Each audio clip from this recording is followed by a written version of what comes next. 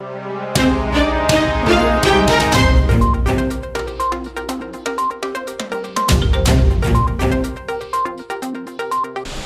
انگریزی میں کہتے ہیں کہ to sides of the same coin, ایک ہی سکہ ہے اس کے دو رخ ہیں. یہ دونوں جو ہیں نفرت کی سیاست پہ پنپتے ہیں. ان کی سیاست ہی نفرت پر ہے.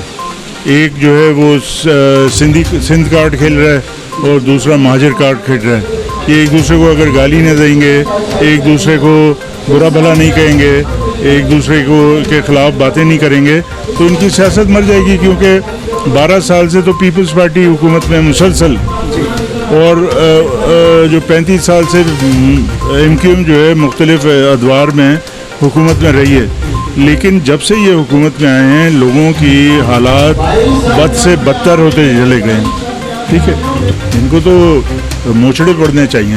ان کو تو عوام جو ہے وہ جوتے مارے. تو یہ ریلی کس طرح سے نکال رہے ہیں؟ 12 سال سے تو پیپلز پارٹی حکومت میں مسلسل، جو 35 سال سے ایم کیو ایم جو ہے مختلف ادوار میں حکومت میں رہی ہے. لیکن جب سے یہ حکومت میں آئے ہیں لوگوں کی حالات بد سے بدتر ہوتے چلے گئے ہیں. ٹھیک ہے، یہ دونوں نے بجٹ جو ہیں کھائے ہیں. خاص طور سے پیپلز پارٹی نے پورے کے پورے ڈپارٹمنٹ کے بجٹ یہ کھا گئے ہیں. تو یہ سارا ڈھونگ ہے ان کا، ایم کیو ایم کا بھی اور خاص طور سے پیپلز پارٹی کا. یہ ڈھونگ ہے. مطلب یہ نہیں ہے کہ میرا ووٹ نکال کے انہوں نے کیا، یہ ڈبے سارے چینج کیے انہوں نے.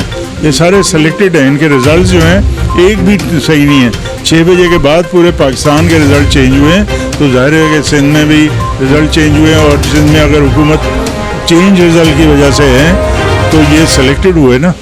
تو یہ سلیکٹڈ ہیں. یہ ایک بڑا فارمولا تھا جس کی وجہ سے جی ڈی اے کو نقصان پہنچا. لیکن ہم پاکستان کی خاطر ہم خاموش رہے. اور دیکھیں فضل الرحمان صاحب کی پیٹھ میں پہلے بھی چھرا گھونپا تھا پیپلز پارٹی نے اور نون نے، اور اب پھر دوبارہ سے گھونپیں گے. اور وہ جو نواز شریف صاحب ملک سے باہر چلے گئے، وہ اب ان کا کوئی ایسا اسٹیک ہے نہیں. مریم ایک عورت ذات ہے، اس پہ وہ کارروائی نہیں ہو سکتی جو کہ نواز شریف پہ ہو سکتی تھی. تو اب وہ جس طریقے سے تقریریں کر رہے ہیں، اور میرے خیال شہباز شریف کی ان کو فکر نہیں ہے زیادہ. اور وفاقی حکومت کی پرفارمنس بالکل ناقص ہے، اور ہم سمجھتے ہیں کہ بالکل ان کی کوئی پرفارمنس جو ہے قابل تعریف نہیں ہے. 2 کام ایسے ہیں جو انہوں نے اچھے کیے ہیں. وہ ایک کشمیر کا مسئلہ انہوں نے بین الاقوامی طور پر اٹھایا ہے، جو کہ نواز شریف اور بے نظیر جو ہے شرماتی تھی اس کو اٹھانے کے لیے. اور اسمبلیوں سے کبھی بھی استعفیٰ نہیں دیں گے یہ دونوں پارٹیاں. اور فضل الرحمان صاحب جو ہے نا پھر تنہا کھڑے ہو جائیں گے کسی جلسے میں، کہیں گے کہ جناب میرے ساتھ جاتی ہو گئی. بسم اللہ الرحمن الرحیم. میں ہوں جاوید ہاشمی. ہمارے ساتھ موجود ہیں پاکستان مسلم فنکشن لیگ کے جنرل سیکرٹری سردار رحیم صاحب. تو آج ان کے بدر کمرشل میں پی ایس 111 کے آفس کی اوپننگ تھی، تو یہاں موجود ہیں. ان سے ہم سوالات کریں گے. السلام علیکم سر.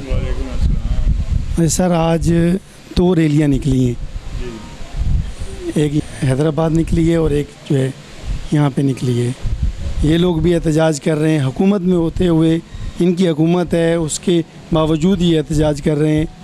تو اس وقت کے بارے میں دیکھیں، یہ دونوں جو ہے نا وہ انگریزی میں کہتے ہیں کہ 2 sides of the same coin, ایک ہی سکہ ہے اس کے 2 رخ ہیں. یہ دونوں جو ہیں نفرت کی سیاست پہ پنپتے ہیں. ان کی سیاست ہی نفرت پر ہے. ایک جو ہے وہ سندھ کارڈ کھیل رہا ہے اور دوسرا مہاجر کارڈ کھیل رہا ہے. یہ ایک دوسرے کو اگر گالی نہ دیں گے، ایک دوسرے کو برا بھلا نہیں کہیں گے، ایک دوسرے کو کے خلاف باتیں نہیں کریں گے تو ان کی سیاست مر جائے گی. کیونکہ 12 سال سے تو پیپلز پارٹی حکومت میں مسلسل، اور جو 35 سال سے ایم کیو ایم جو ہے مختلف ادوار میں حکومت میں رہی ہے. لیکن جب سے یہ حکومت میں آئے ہیں لوگوں کی حالات بد سے بدتر ہوتے چلے گئے ہیں. ٹھیک ہے، تو یہ کس منہ سے یہ مطالبات کر رہے ہیں یا احتجاج کر رہے ہیں؟ ان کو تو خود جو ہے سمندر میں ڈوب کے مر جانا چاہیے. کیونکہ انہوں نے پاکستان کے خاص طور سے سندھ کے عوام کو اپنی سیاست کی وجہ سے جو ہے تنزلی کا شکار کیا ہے کہ لوگوں کو پینے کا پانی میسر نہیں ہے، لوگوں کے گٹر جو ہے ابل رہے ہیں. اس بارش میں آپ نے دیکھا پورے شہر کے شہر ڈوب گئے. ٹھیک ہے، ابھی بھی عمر کوٹ اور کھپرو اور دوسرے علاقے جو ہیں زیر آب ہیں، اور ان میں سے ان کو کوئی غیرت نہیں ہے، ان کا کوئی آدمی وہاں نہیں جاتا وہاں پہ لوگوں کی مدد کرنے کے لیے. تو یہ کس منہ سے لوگوں کی بھلائی کی بات کرتے ہیں یا لوگوں کے مدد کی بات کرتے ہیں؟ ٹھیک ہے، یہ خود ذمہ دار ہیں لوگوں کی جو حالات جو اس وقت پیدا ہوئے ہیں، لوگوں کی ابتری کی، لوگوں کے مسائل کی، یہ خود ذمہ دار ہیں، کیونکہ یہ دونوں نے بجٹ جو ہیں کھائے ہیں. خاص طور سے پیپلز پارٹی نے پورے کے پورے ڈپارٹمنٹ کے بجٹ یہ کھا گئے ہیں. تو یہ ریلی نکالنے اور لوگوں کے عوام کی باتیں کرنے کے لائق ہی نہیں ہیں. ان کو تو موچڑے پڑنے چاہیے، ان کو تو عوام جو ہے وہ جوتے مارے. یہ ریلی کس طرح سے نکال رہے ہیں؟ تو یہ سارا ڈھونگ ہے ان کا، ایم کیو ایم کا بھی اور خاص طور سے پیپلز پارٹی کا. یہ ڈھونگ ہے اور یہ عوام اب ان کی سیاست کو اچھی طرح سے پہچانتی ہے. اس سے کوئی فائدہ نہیں ہوگا ریلی ویلی نکالنے سے. سر ابھی بلدیاتی الیکشن کا ہے، تو اس میں کیا آپ کا لائے عمل ہے؟ بالکل، ہم ہر کاؤنسلر کی سیٹ پہ انشاءاللہ الیکشن لڑیں گے، اور جب ہم ہر کاؤنسلر کی سیٹ پہ الیکشن لڑیں گے عوام کی پذیرائی ہمیں ملے گی، انشاءاللہ ہماری میجورٹیز آئیں گی اور لوگوں کی ہم خدمت کر سکیں گے. کیونکہ بلدیاتی نظام کے ذریعے سے عام آدمی کی خدمت ہو سکتی ہے.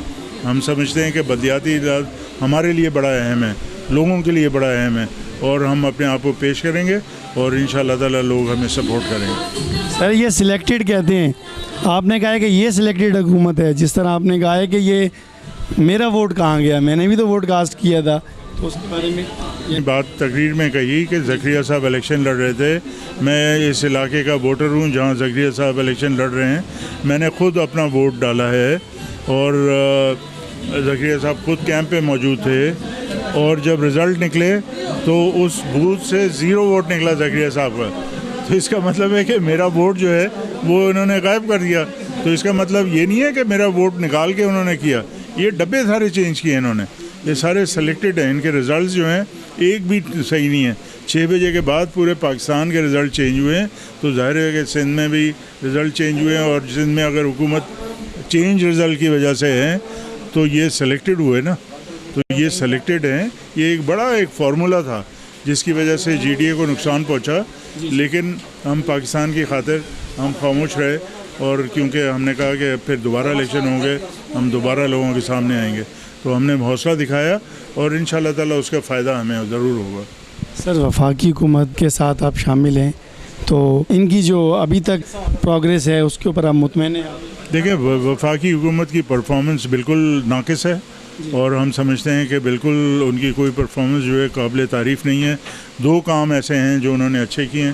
وہ ایک کشمیر کا مسئلہ انہوں نے بین الاقوامی طور پر اٹھایا ہے، جو کہ نواز شریف اور بے نظیر جو ہے شرماتی تھی اس کو اٹھانے کے لیے. اور دوسرا کام انہوں نے جو اچھا کیا ہے وہ کرپٹ لوگوں کو کی شناخت کرا دی ہے. اور ہم جو وفاقی حکومت کے ساتھ ہیں وہ اسی وعدے پر تھے کہ وہ کرپشن اس ملک سے ختم کریں گے. لیکن وہ تو اپنی کوشش کر رہے ہیں، لیکن نیب اور عدالتوں سے کوئی فیصلے نہیں آ رہے، جس کی وجہ سے وہ کرپٹ لوگ جو ہیں وہ ابھی تک دندناتے پھر رہے ہیں. ابھی وہ جیل جاتے ہیں، بیل کرا لیتے ہیں، اس کے بعد وہ گھومتے پھرتے ہیں. ان کو تو چوکوں پہ لٹکنا چاہیے کرپٹ لوگوں کو.